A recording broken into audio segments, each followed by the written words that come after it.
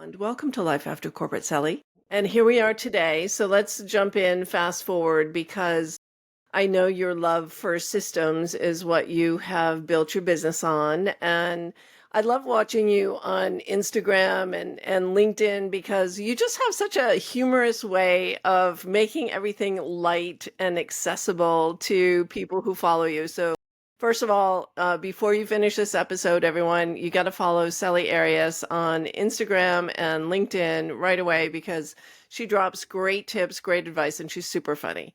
So let's talk about systems because it's not the first thing people say, right? So getting back to selling them what they want and giving them what they need, right? So it's not the first thing that people say when they come to you looking for some business advice, business coaching. So what are the mistakes? Let's start with what people are getting wrong. What are the things that business owners are getting wrong that they don't even see? Yeah, well, the reason that I love systems because systems and models make it easier to understand complex things, make it easier to execute. So the reason why like people are always like, "Oh, you must be so type A." And I'm like, "No, no, I have a background in creative. The reason that I build things this way and teach them this way is because it makes it easy for your brain to understand. And when your brain understands something, then your brain can go, "Oh, now we can go take action." And where does business actually begin to happen? And where does success live? It's in the action, right? We can theorize and strategize and think about what we're going to do. And we can take more courses and take more certifications, but your business actually gets built in the action. So I'm always interested in how do I get you to take action faster? And systems to me are the fastest way to do that. What do I think that what I see that people often miss? High level, I see most people are always trying to do things and they're focused on things that are way ahead of where they actually are in business. So, and that usually has to do with our circle of influence and the ads we're being sold and what we're seeing in social media. But I see people really concerned with funnels and automations and automated email sequences and nurture sequences for everything and ads and the thing that's going to get me to go viral. I see them focused on things that are like several steps ahead that are not in themselves wrong or things of no value. But the truth is when you amplify shit, you just get more shit. Exactly.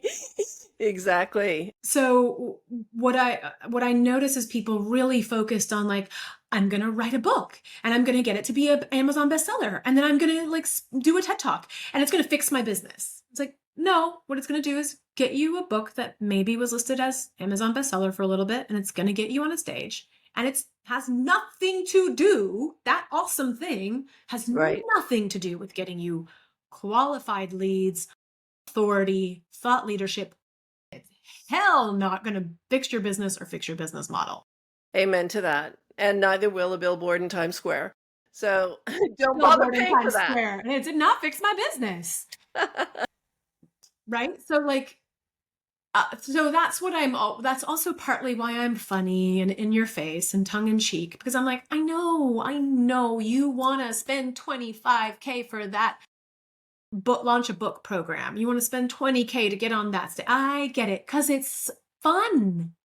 And it feels good and it's literally shiny object. So I got to make it fun and funny for us to work on this shit that's actually going to fix your business and fill in those gaps that you've built creaky foundations on.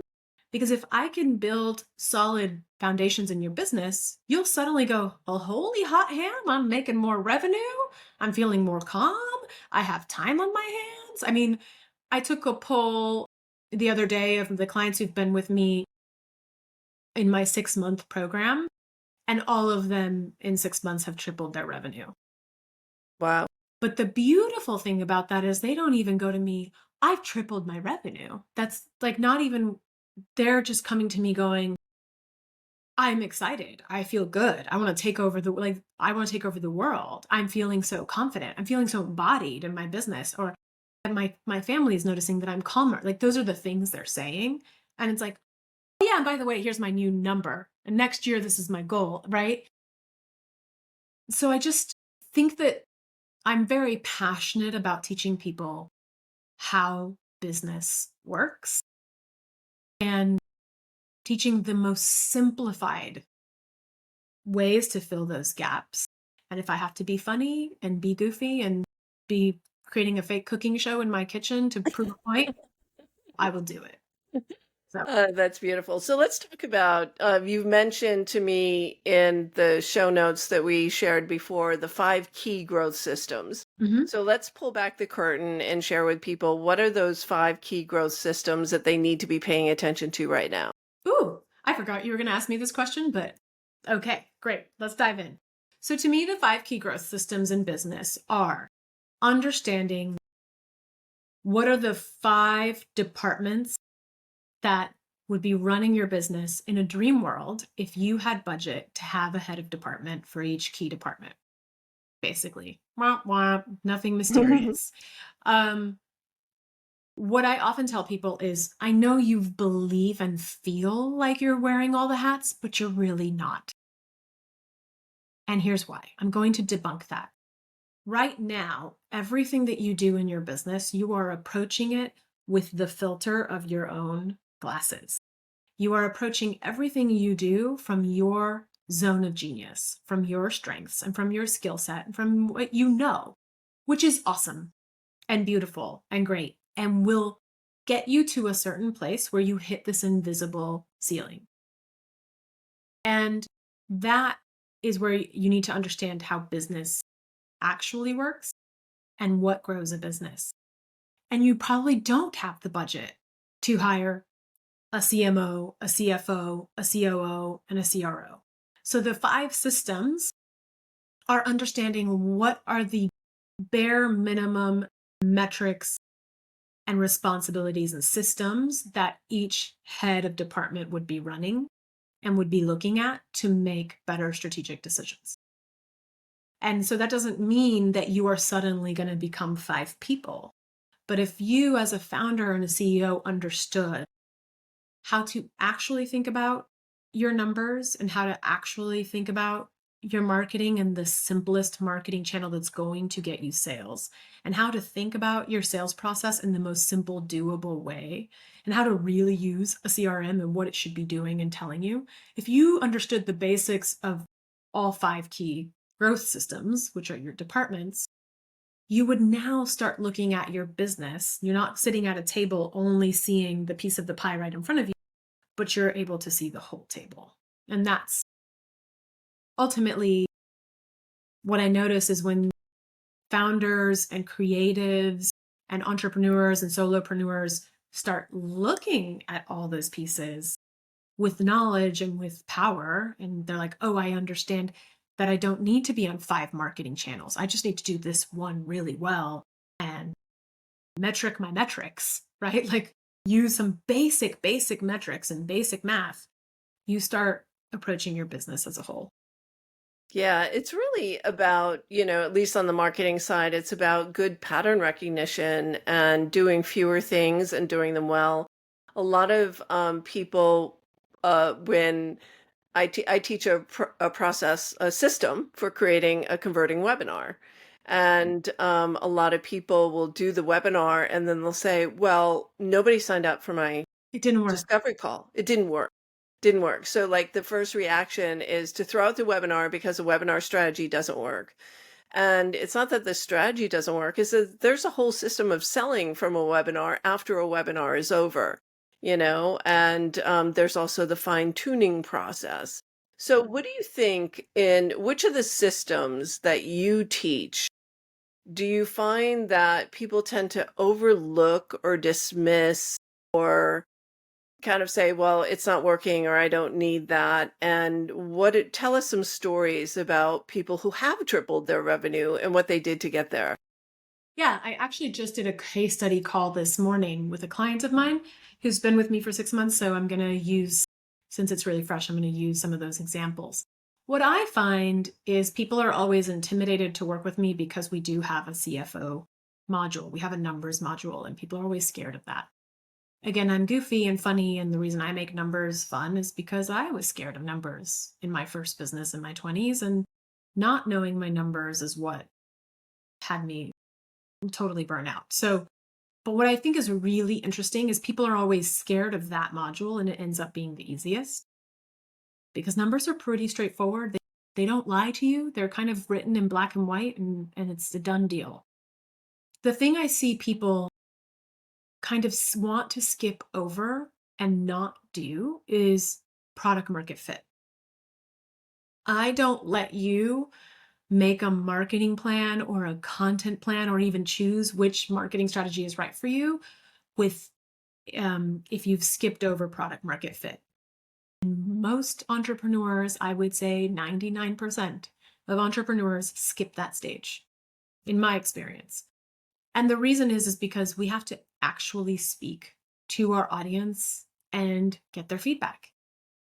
So, to quote the person I was speaking to this morning, which I didn't expect her to say, because she's had some other breakthroughs and revenue breakthroughs, but she did say, and she is a marketing expert. This is literally, runs a marketing agency. She said one of her biggest aha moments was she realized she was making generic content and generic thought leadership until she did the voice of consumer interviews. And then I help my clients really break apart those interviews and really, really hear your audience and hear what they're really saying to you. And so she was able to nail her audience's, her ideal customer's voice and understand what really scares them. And she didn't realize until doing this process, she was like, oh, my people are usually marketing execs in SMBs who are scared they're going to lose their job because they can't seem to prove the ROI on marketing. And what I do is build systems that proves the ROI on your marketing.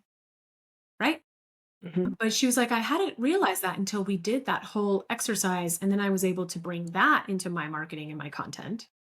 And it totally changed the game for her being able to attract new leads that are more relevant leads. So I think that what I notice is product market fit is the place we most avoid. And I think you and I chatted about this, right? That it's, We did on your interview because, there's so much resistance to talking to strangers. And, what if people don't like my idea? And it's all the mind messery that goes on when well, suppose they don't like it and all of this, but is the most important thing to do when you first start out. You don't have a business unless you have demand.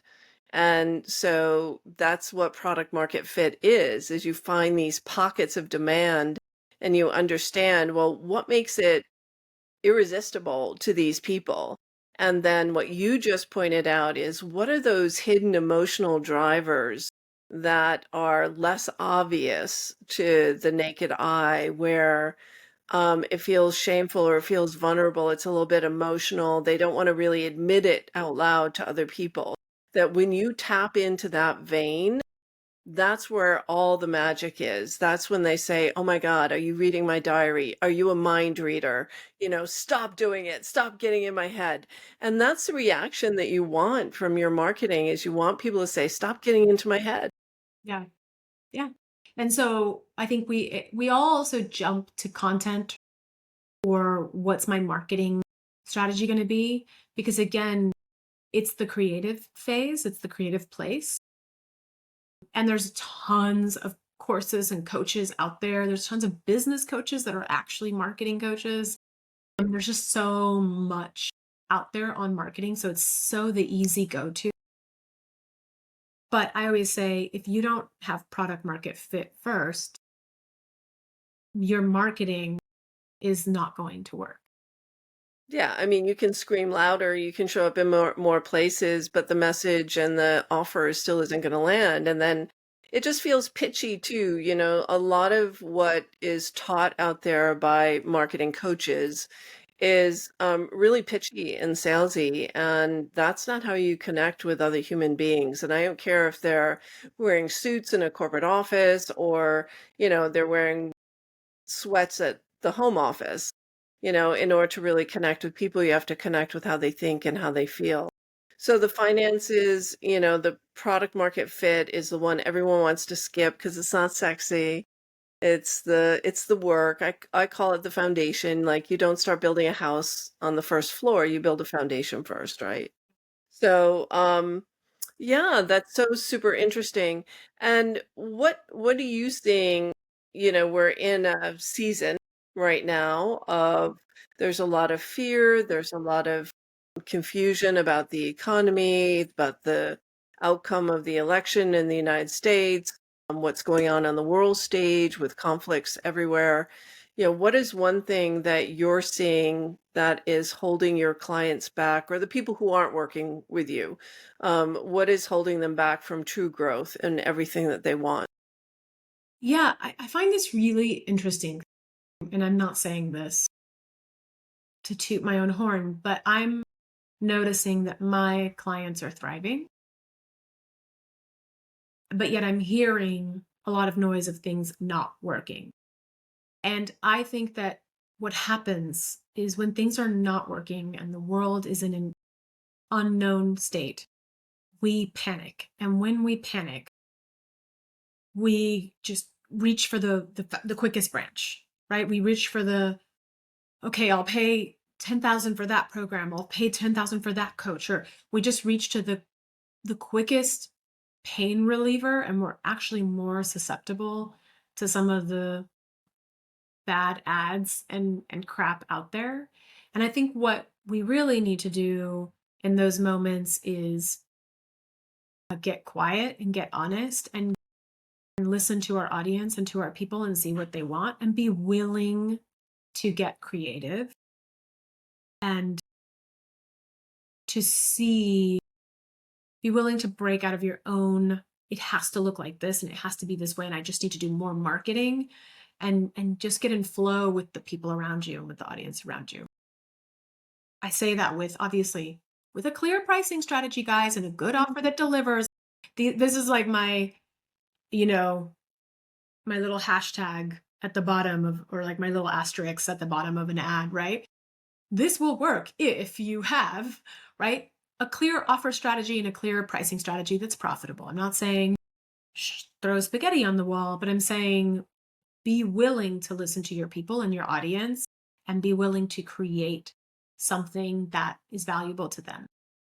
Something I'm noticing right now, for example, which I taught in my roundtable last month, is, for example, something that I think we should all be playing with is time to value right now. I think it's a Mhm. metric we don't think about a lot, but we're all very used to our year-long retainer contracts.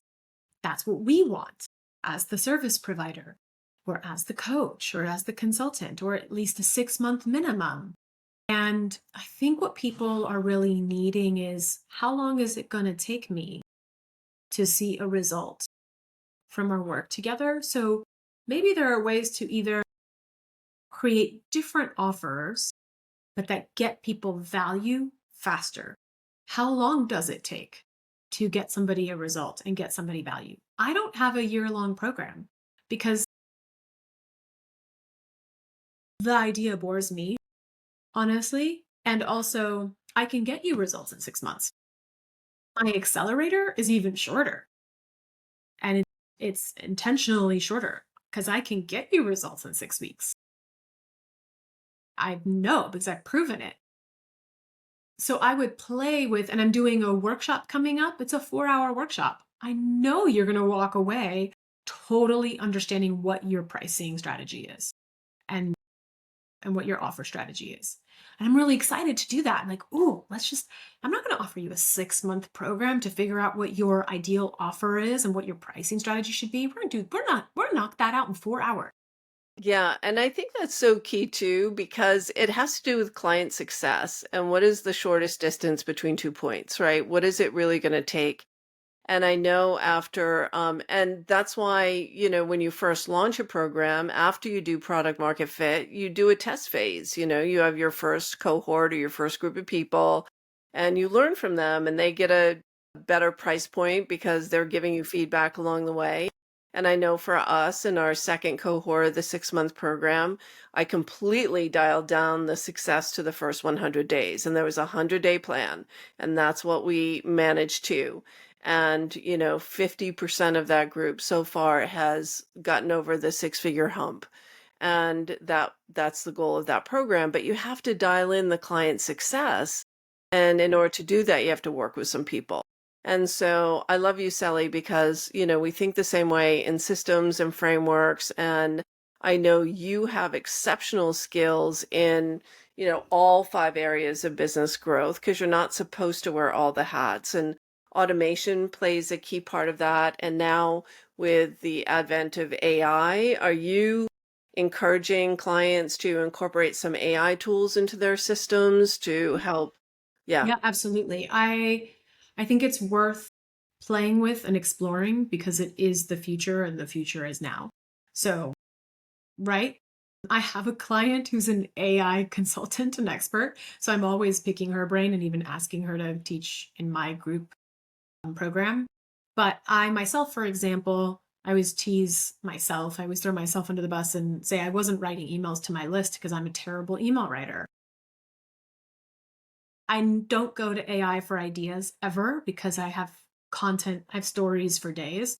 But when it comes to writing it, I freeze and I make it too long and too wordy and too complex. And now that I've worked with somebody to do a brand voice finder, I know what my brand voice is. I know what my sound is and what my comedy is. And I can use AI to write emails and to write LinkedIn posts that are totally my idea, totally my unique perspective and IP, but aren't, 2,000 words of me being blah, blah, blah, blah, blah. So was a real weak spot for me. And now I use AI to just clean up my ideas and help me.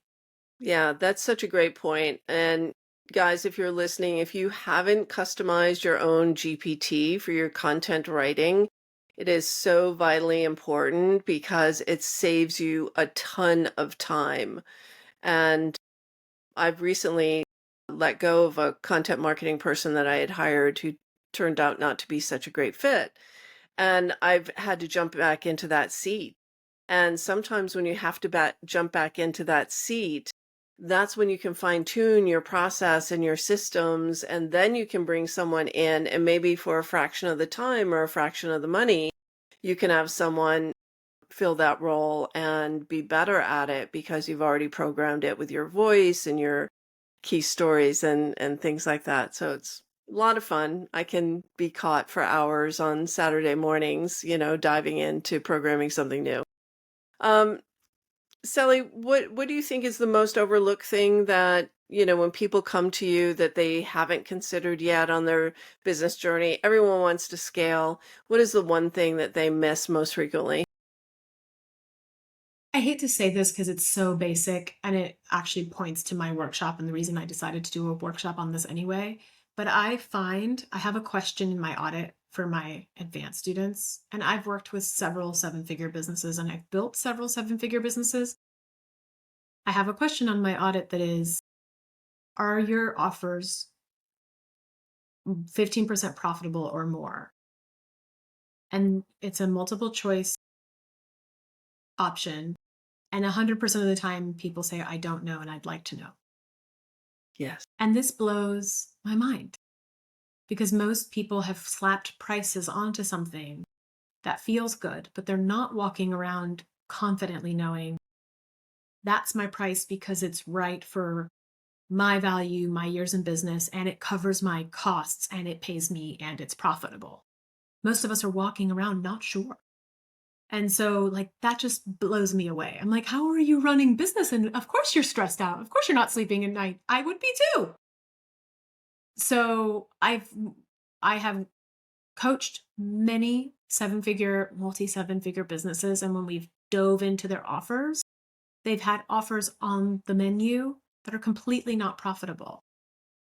And what that does, guys, the reason that's so important is because when you sell those offers that are not profitable, you're basically working for free.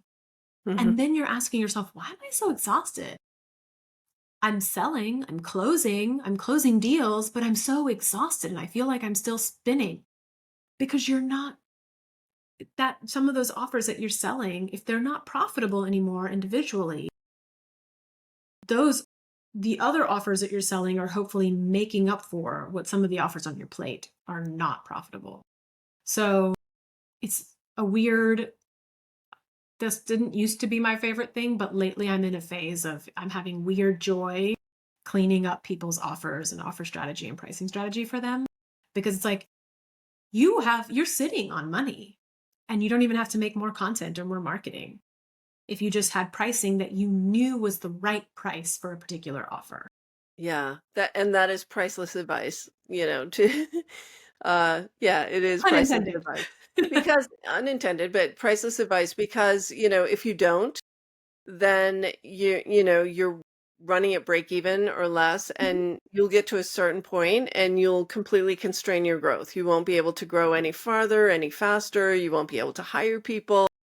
You won't be able to invest in the things you need to invest in to scale your business. And it's so, so, so critical. So, Sally, you're having a workshop coming up. Maybe people can catch it or catch the recording depending on when we air this episode. How can people get in touch with you and learn more about what you do, catch your upcoming workshops, and learn more about your get ahead in business? It's very easy. Sally Grows Business on all social media platforms, or you can go to my website, which is the Grown Ass Business. grownassbusiness.com. Sally Grows Business, and Sally is Celi. And we'll put all of those amazing links in the show notes. Thank you so much for sharing your wisdom, Sally. You're so welcome. Thanks for having me. It's been so much fun. And that's it for now, my friends. Look at your pricing, make sure you're profitable, reach out to Sally, connect with her for her workshops and other offers, and let's grow. Let's grow. Let's grow. All right. See you next time, my friends.